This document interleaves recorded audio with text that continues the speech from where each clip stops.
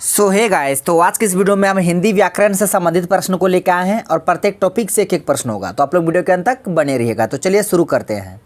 पहला प्रश्न है, पुष्प का पर्यायवाची क्या होगा, ये आपको बताना है। ऑप्शन में दे रखा माला, सुमन, रेखा, महक। तो याद रखिएगा, पुष्प का माला तो होगा नहीं, ना रेखा होगा, रेखा लकीर ये नहीं होगा। महक, महक तो खुशबू का पर्यायवाची होता है। तो एक ही ऑप्शन बच गया, क्या? सुमन। तो पुष्प का पर्यायवाची सुमन होगा, कुसुम होगा, फूल होगा। तो इसका आंसर ऑप्शन बी हो गया। अब बढ़ते हैं अगले प्रश्न की ओर। प्रश्न है, अध्यक्ष का स्त्रीलिंग रूप क्या होगा? लिंग पढ़े होंगे, स्त्रीलिंग पुल्लिंग। तो अध्यक्ष का स्त्रीलिंग बताना है। जिस तरह से एक वर्ड देते हैं आपको छात्र, इसका स्त्रीलिंग जो होगा, छात्र का स्त्रीलिंग होता है छात्रा। क्या होता है? छात्रा। उसी तरह से अध्यक्ष का स्त्रीलिंग क्या होगा? ऑप्शन में दिया अध्यक्ष, नहीं होगा अध्यक्ष, अध्यक्ष का अध्यक्ष नहीं होगा। अध्यक्षा होगा, नारी अध्यक्षा होगा, या नारी अध्यक्ष होगा। तो अध्यक्ष का स्त्रीलिंग होगा अध्यक्षा। इसका आंसर ऑप्शन बी हो जाएगा, अध्यक्षा। जिस तरह छात्र का छात्री नहीं होता, छात्रा होता है, उसी तरह अध्यक्ष का अध्यक्षा। इसका आंसर ऑप्शन बी हो गया, बाकी ये सब नहीं होगा। प्रश्न है, शाखा का बहुवचन। बोले ना, प्रत्येक टॉपिक से होगा, आप देख सकते हैं। प्रश्न है, शाखा का बहुवचन है। ऑप्शन में दिया शाखाएं, सखियां, शाख, शाखें। तो याद रखिएगा, जिस तरह लता, लता, माता, सबका बहुवचन क्या होगा? माता का माताएं, माता का माताएं, लता का लताएं। उसी तरह से आपको बताना है शाखा का क्या होगा। तो शाखा का शाखाएं, शाखा का शाखाएं। तो ये भी नहीं होगा, ये भी नहीं होगा, ये भी नहीं होगा। इसका आंसर ऑप्शन ए हो जाएगा। तो शाखा का बहुवचन शाखाएं, लता का लताएं, माता का माताएं। ये सब वर्ड एक जैसा है ना, तो इसको आप याद रखिएगा। प्रश्न है, आपको शुद्ध वाक्य का चयन करना है। किसका? शुद्ध वाक्य का चयन करना है, करेक्ट सेंटेंस का। ऑप्शन में दिया राम सीता की स्त्री है, राम सीता की नारी है, सीता राम की पत्नी है, इनमें से कोई नहीं। तो सीता है राम की पत्नी है, ये सही है, ये शुद्ध वाक्य है। बाकी ये सब वाक्य गलत था। नारी स्त्री नहीं, उसकी पत्नी थी। प्रश्न है, कुबुद्धि शब्द में कौन सा उपसर्ग है? कुबुद्धि उपसर्ग पता है ना, जो शब्द के पहले आकर उसका अर्थ बदल दे उसे उपसर्ग कहते हैं, और जो शब्द के अंत में लगकर उसका अर्थ बदल दे प्रत्यय कहते हैं। यानी उपसर्ग पहले, प्रत्यय बाद में, अंत में।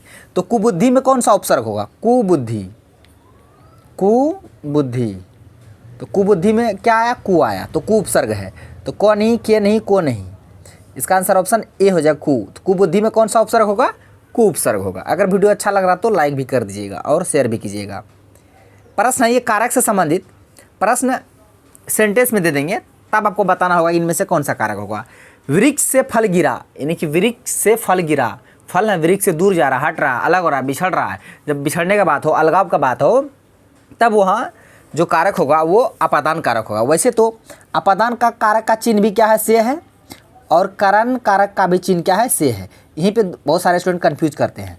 करण कारक का भी चिन्ह से है, अपादान का भी से है। लेकिन अपादान का से कब होगा? जब अलग होगा, कुछ अलगाव का भावना होगा, अलग होगा, तब होगा अपादान। जब अगर एक साथ रहेगा, साथ में रहेगा, चिपका हुआ रहेगा, या लिख देते चिपका हुआ, सटा हुआ, तब समझ लीजिएगा वो करण कारक होगा। ठीक है, नहीं तो अलग होगा तो अपादान। तो यहाँ वृक्ष से फल गिर रहा, अलग हो रहा, तो इसका आंसर ऑप्शन डी हो जाएगा, अपादान कारक होगा। और कर्म कारक का चिन्ह क्या है? चिन्ह भी याद रखिए, विभक्ति को संबोधन का संबोधन, हे, अजी, अहो, और संबंध का का के की, नाने नी, रारे री। इसको याद रखिएगा। और कारक के 8 भेद होते हैं, उसे भी याद रखिएगा विभक्ति के साथ। ठीक है, वैसे नहीं। प्रश्न है, अनेक शब्दों के बदले एक शब्द। ईश्वर में विश्वास ना रखना क्या कहलाता है? जो ईश्वर में विश्वास नहीं रखता है उसे बोलते हैं नास्तिक। क्या बोलते हैं? नास्तिक। जो ईश्वर पर विश्वास रखता हो, ईश्वर में विश्वास रखता हो, जो ईश्वर में विश्वास रखता हो आस्तिक, जो नहीं रखता हो नास्तिक। ये दोनों को याद रखना है। प्रश्न है, जो सब कुछ जानता हो। वाक्यांश के लिए एक शब्द होगा, जो सब कुछ जानता हो। अल्पज्ञ नहीं, जो कम जानता हो अल्प होगा। जो कम जानता हो, जो कम जानता हो उसे बोलते हैं अल्पज्ञ। तो अज्ञ नहीं होगा, बहुज्ञ, जो अधिक। हाँ, तो बहुज्ञ जो अधिक जानता हो, सर्वज्ञ जो सब कुछ जानता हो, जो सब कुछ जानता हो उसे बोलते हैं सर्वज्ञ। जो बहुत जानता हो बहुज्ञ, जो कम जानता हो अल्पज्ञ। तो यहाँ जो सब कुछ जानता हो सर्वज्ञ। माता पिता में कौन सा समास? समास दो या दो से अधिक पदों की मेल से बने पद को समास कहते हैं। समास के 6 भेद हैं। समास के कितने भेद हैं? 6 भेद हैं।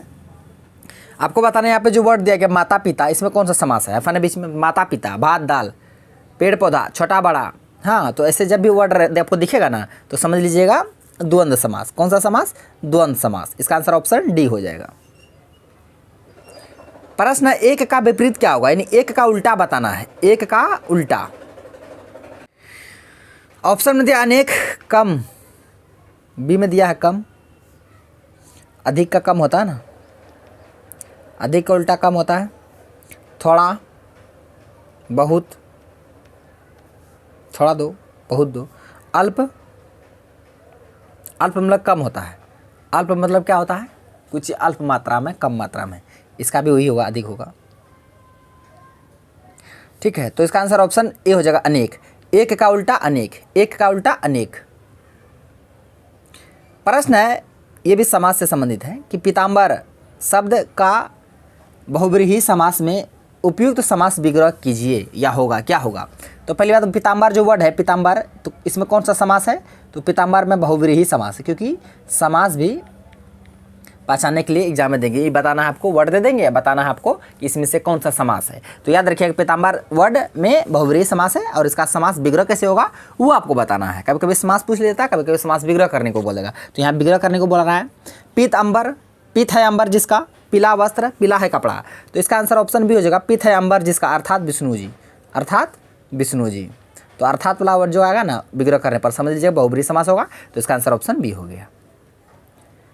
प्रश्न है, वह कुल्हाड़ी से वृक्ष काटता है। यहाँ पे आप देखिए वही उदाहरण, वह कुल्हाड़ी से वृक्ष काटता है। मान के चलिए, देखिए हम एक लड़का बना रहे हैं,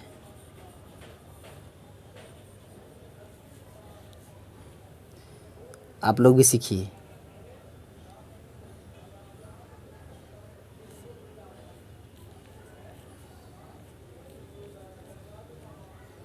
ये क्या है?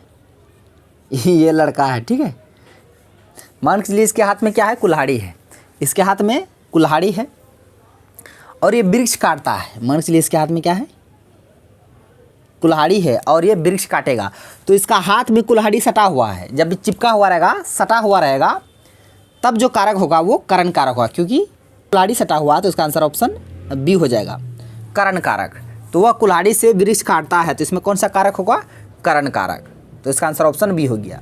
जब अलग रहेगा, बिछड़ाव का बात रहेगा, तब वो आपादान कारक होगा।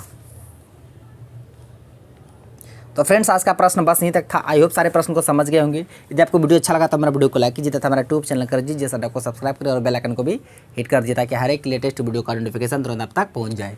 Thanks for watching video. धन्यवाद। अब मिलते हैं नेक्स्ट वीडियो में नेक्स्ट टॉपिक के साथ। तब तक के लिए जय हिंद।